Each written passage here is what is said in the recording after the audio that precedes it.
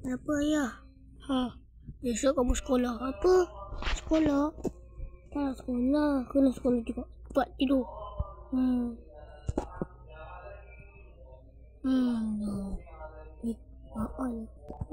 tidur. Janganlah kamu sekolah. Ayolah, kita pergi sekolah. Tak best lah. Kena pergi juga. Tak ada orang lah. Dah, sarapan dulu. Okey ayah.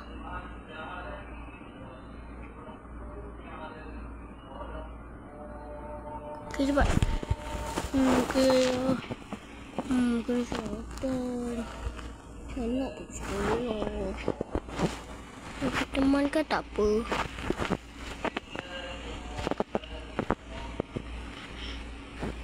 Ayah, sudah ya. Naik. Okey, jom kita pergi sekolah.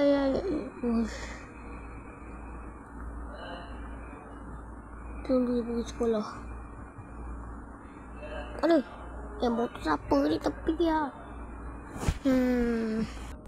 Bye ayah. Masuk lah. Okey, bye.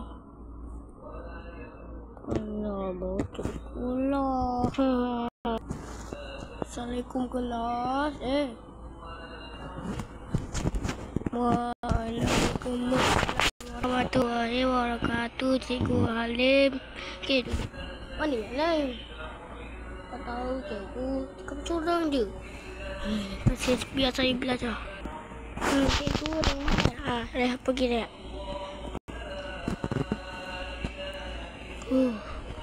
Dah rehat juga.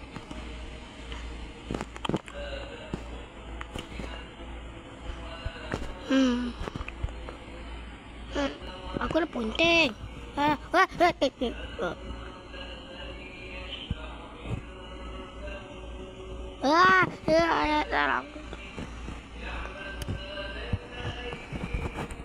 Lari, tolong.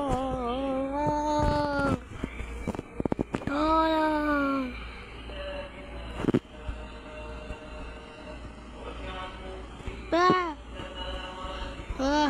Cikgu Halim macam mana?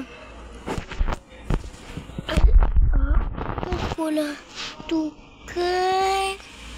Mana? Tak ada pun.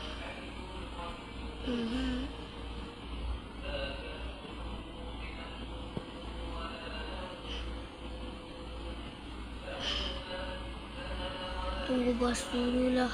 Bergerak. Okey.